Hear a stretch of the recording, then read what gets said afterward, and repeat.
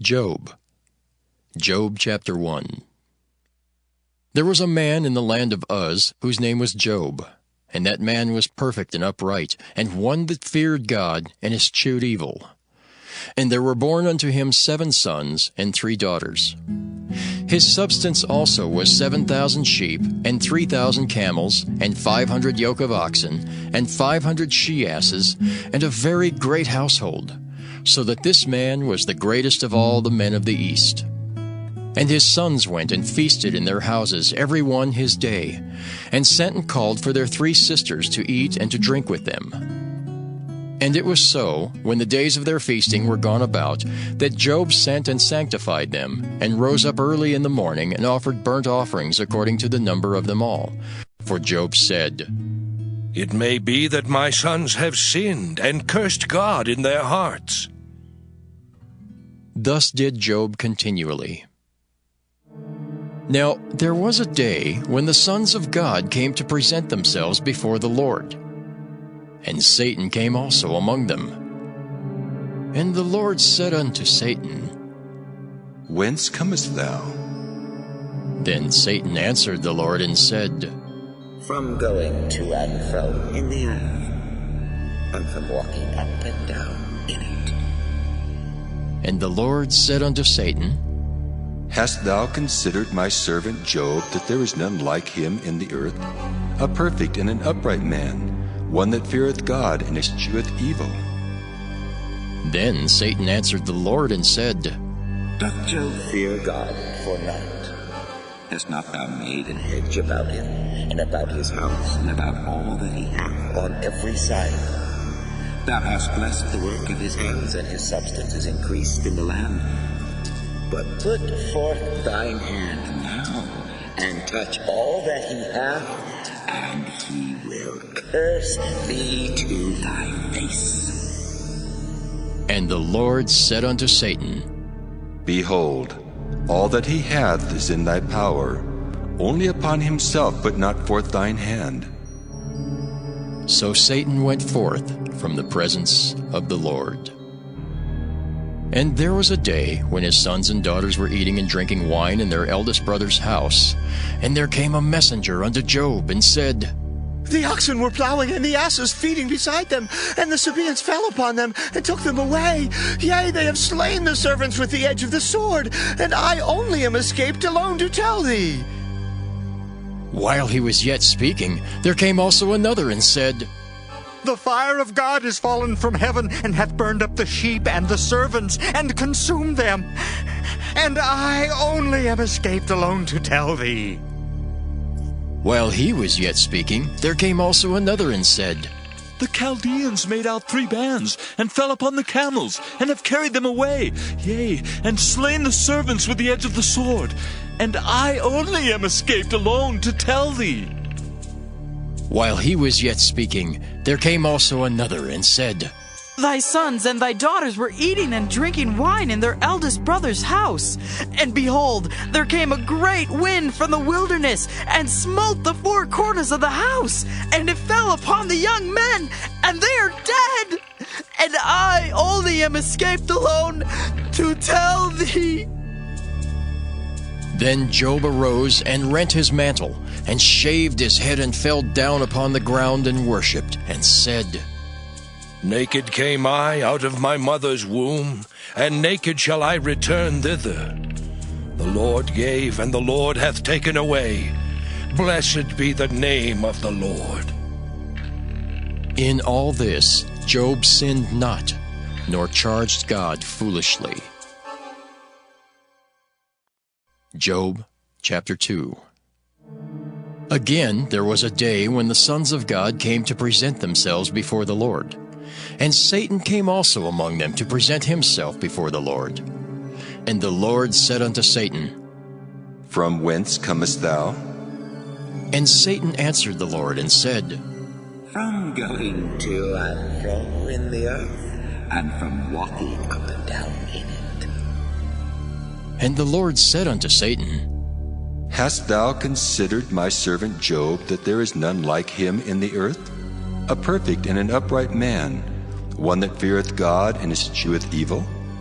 And still he holdeth fast his integrity, although thou movest me against him, to destroy him without cause. And Satan answered the Lord and said, Skin for skin, yea, all that a man hath will he give for his life. But put forth thine hand now, and touch his bone and his flesh, and he will curse thee to thy face. And the Lord said unto Satan, Behold, he is in thine hand, but save his life.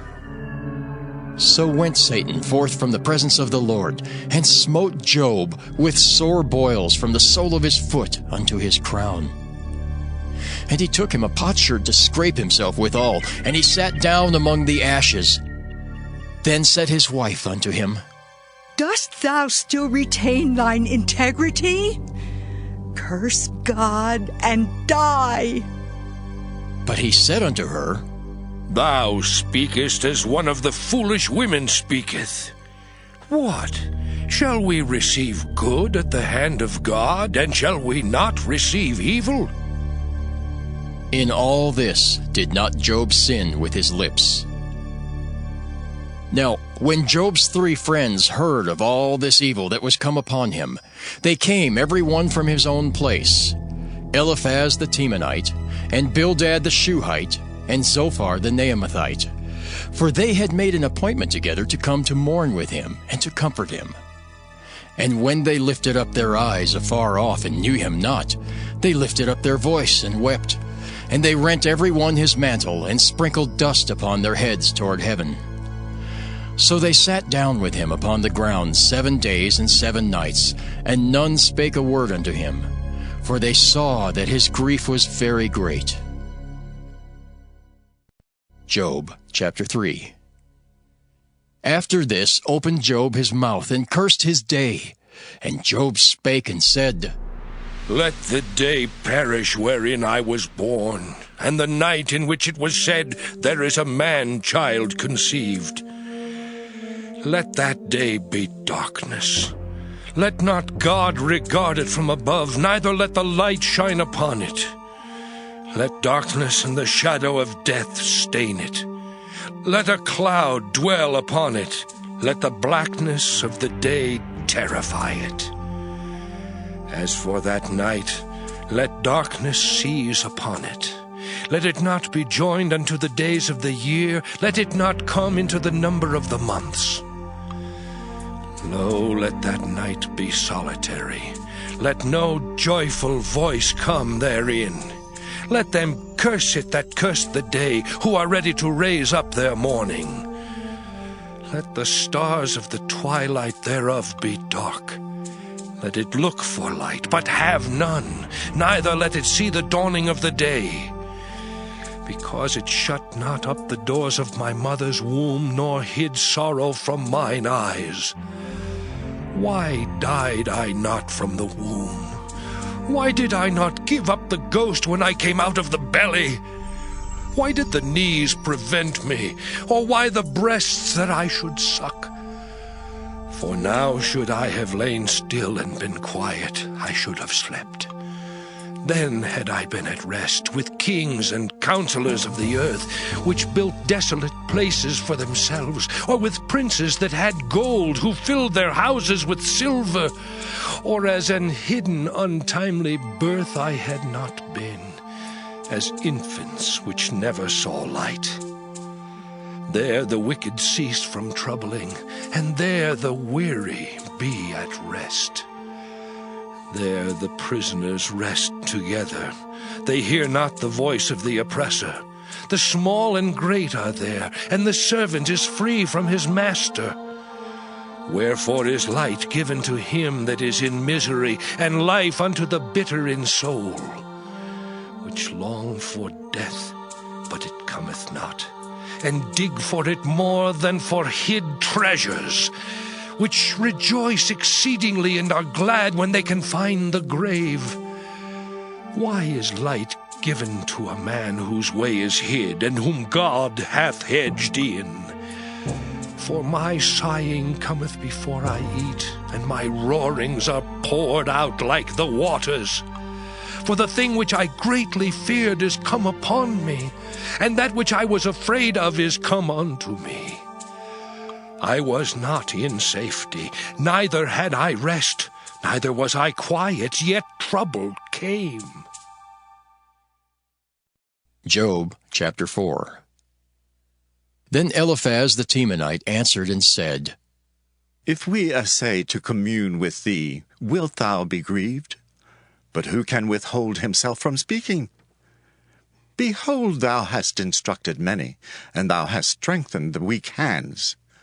Thy words have upholden him that was falling, and thou hast strengthened the feeble knees. But now it is come upon thee, and thou faintest.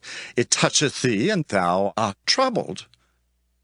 Is not this thy fear, thy confidence, thy hope, and the uprightness of thy ways? Remember, I pray thee, who ever perished being innocent, or where were the righteous cut off? Even as I have seen, they that plough iniquity, and sow wickedness reap the same. By the blast of God they perish, and by the breath of his nostrils are they consumed. The roaring of the lion, and the voice of the fierce lion, and the teeth of the young lions are broken. The old lion perisheth for lack of prey, and the stout lion's whelps are scattered abroad. Now a thing was secretly brought to me, and mine ear received a little thereof. In thoughts from the visions of the night, when deep sleep falleth on men, fear came upon me, and trembling, which made all my bones to shake. Then a spirit passed before my face, the hair of my flesh stood up. It stood still, but I could not discern the form thereof. An image was before my eyes. There was silence, and I heard a voice saying, Shall mortal man be more just than God? Shall a man be more pure than his Maker? Behold, he put no trust in his servants, and his angels he charged with folly. How much less in them that dwell in houses of clay, whose foundation is in the dust, which are crushed before the moth. They are destroyed from morning to evening. They perish forever, without any regarding it. Doth not their excellency which is in them go away? They die, even without wisdom.